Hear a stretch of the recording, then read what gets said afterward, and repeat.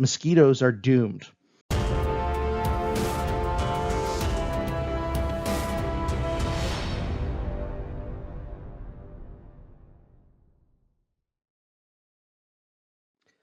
Hello, Kings, and welcome to the channel.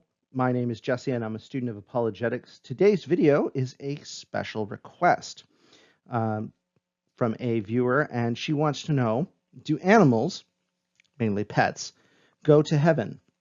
Now, full disclosure, I used to hold the position that the Bible didn't really address this issue, but over time, as I became more familiar with the scriptures, my position changed. So without further ado, let's get to it. Now, here is the passage that gave me pause before on whether or not animals go to heaven or not. And I'm just going to read this over very briefly. So, surely the fate of human beings is like that of animals. The same fate awaits them both. As one dies, so dies the other. All have the same breath. Humans have no advantage over animals. Everything is meaningless. All go to the same place. All come from dust, and to dust they return. Who knows if the human spirit rises up, and if the spirit of the animal goes down to the earth? So before we jump too far into this, I just want to point out several assertions that are being made here in the text. Human beings have no advantage over animals apart from God. Okay, they share the same fate. They die. They have the same breath. They return to dust. Everything is meaningless apart from God. Now, that last piece, it says, who knows if the human spirit rises upwards and if the spirit of animals goes down. That's saying you don't know this apart from God. That's what it's saying. It's not denying the existence of an afterlife. It's not saying that human beings all go to heaven and animals all go to hell. It's not saying that. It's saying that you don't know these things apart from God. That's what it's saying. Who knows?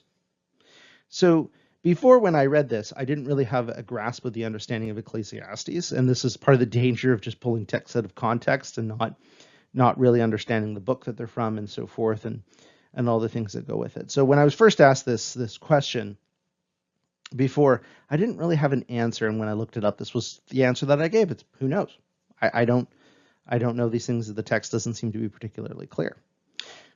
But I think we should get to some of these passages that really changed my perspective on whether or not animals go to heaven.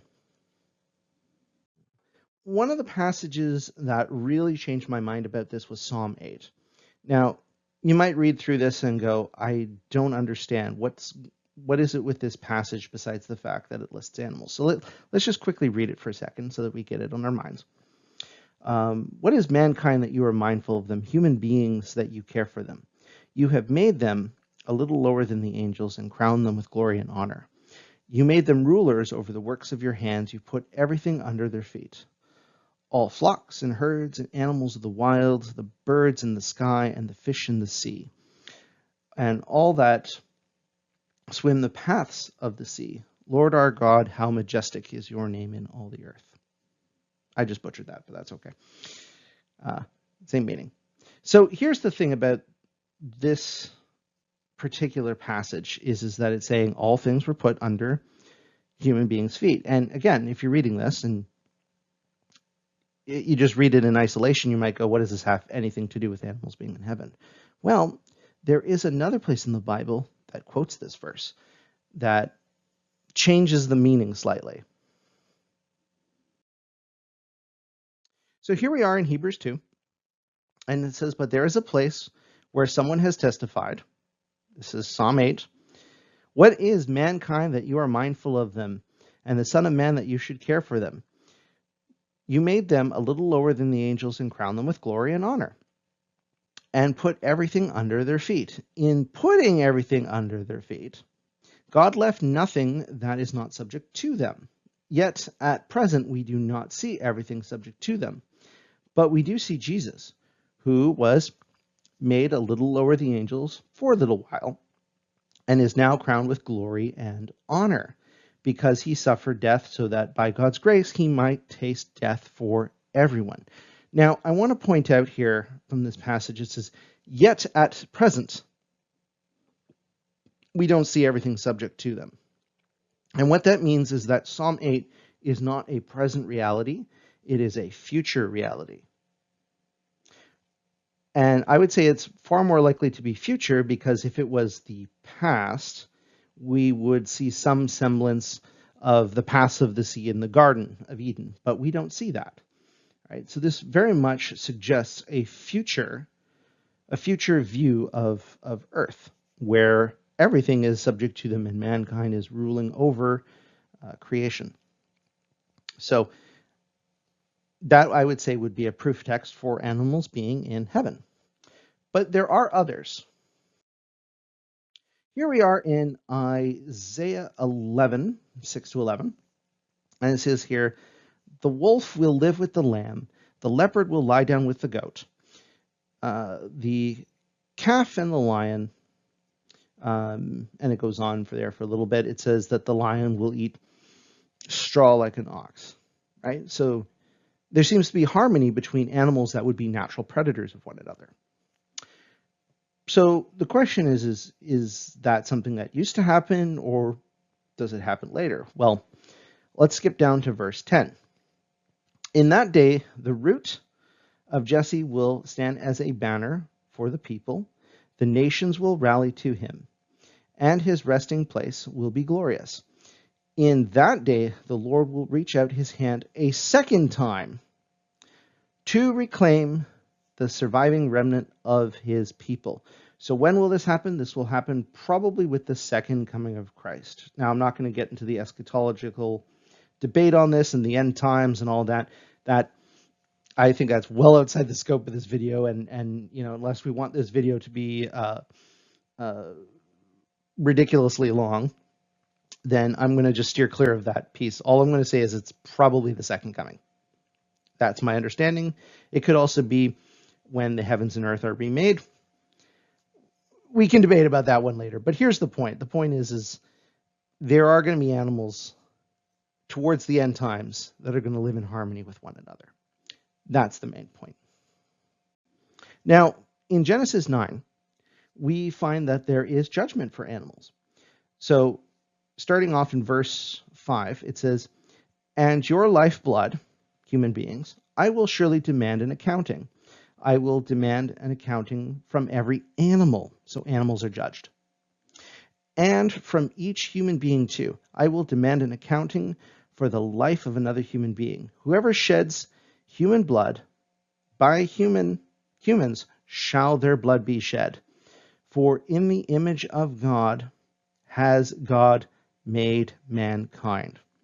So here it clearly illustrates that there is a type of judgment that animals go under or go through, and that it has to do specifically with the shedding of human blood. Now, this could just be referred to death, because that's generally what we associate bloodshed with, is death, not necessarily a cut, you know. But it is rather interesting you could also interpret this to mean just the spilling of blood, in which case mosquitoes are doomed. But even C.S. Lewis has an idea of how mosquitoes might actually end up in heaven. So this is from C.S. Lewis's book, The Problem of Pain. And he writes the following: "Where will you put all the mosquitoes? A question to be answered on its own level by pointing out that if worst came to worst, a heaven for mosquitoes and a hell for man could very conveniently be combined." So is C.S. Lewis saying that mosquitoes go to heaven, or do they go to hell? Yes and no. It's complicated. Let's move on.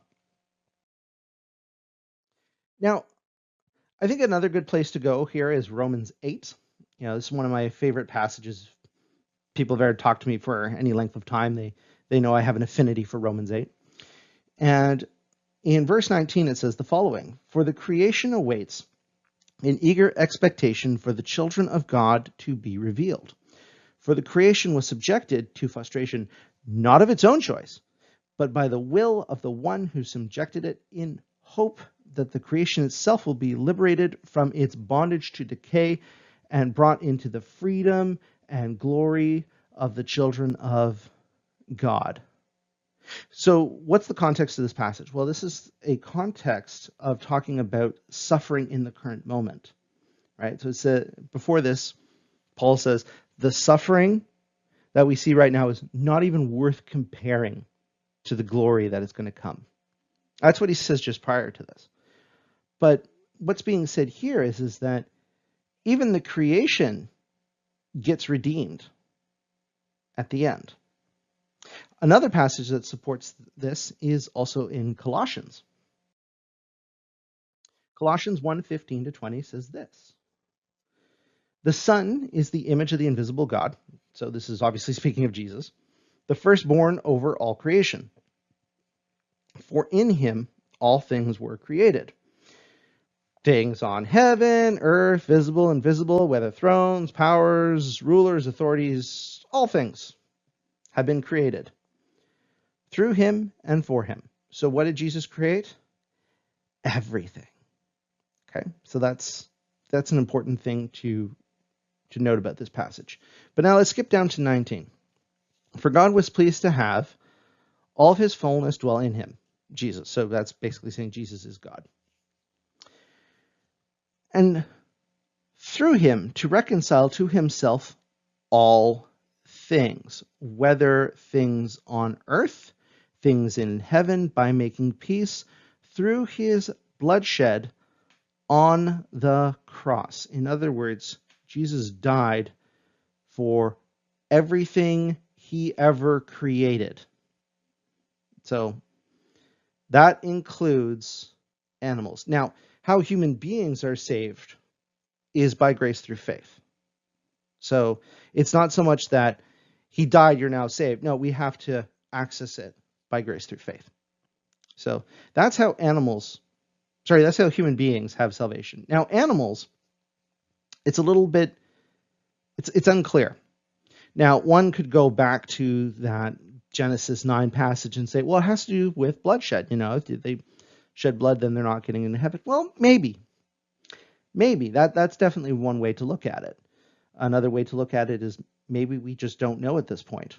And this is the thing is that the Bible is not necessarily geared for animals. It's not meant for preaching to animals or expositing to animals or it doesn't deal with the salvation of animals, right? It deals with the salvation of human beings, right? So it is elaborating on the topic of what about everything else, but it doesn't necessarily address that particular issue. And that's where I don't think it's something for us to necessarily know. And if it is in the Bible, maybe it's just something that I haven't found yet. That's entirely possible. I'm still learning every day. So, I wouldn't be terribly worried about it. But here's what I would say, at the end of the day, especially in regards to this passage, Jesus died for his creation. And that gives me great comfort because I know he'll do what is right. Right? I can't do what is right.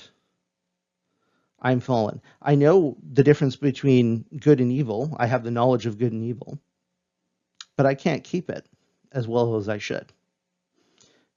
But Jesus came and he kept the law. In fact, he fulfilled the law and brought purification through his blood so that we might be saved. So do I think that animals will be in heaven? Do I believe that pets will be in heaven? I absolutely believe that. But the question is not whether or not animals will go to heaven. The question is how do we, human beings, respond to the message of the cross? How do we respond to a creator that not only made us, but after we messed up his world, he died for us? How will we respond to that? And that's the question that I'm going to leave with you. How will you respond? Will you make him Lord of your life? Well, that is my apologetic. wasn't really an apologetic, it was a question. That's the answer. That's my answer to the question of, do animals go to heaven, or mainly pets and animals, do they go to heaven? That's my answer. If you like today's content, please feel free to like, subscribe, and if you know someone who has questions about whether or not animals go to heaven, I would invite you to share this video with them so that they can have their questions answered. And if you have a question yourself and no one seems to post on it, or if there's no answers, feel free to drop it in the comment section. I will try to get around to it as best I can. Well, until next time, we'll see you around, Kings.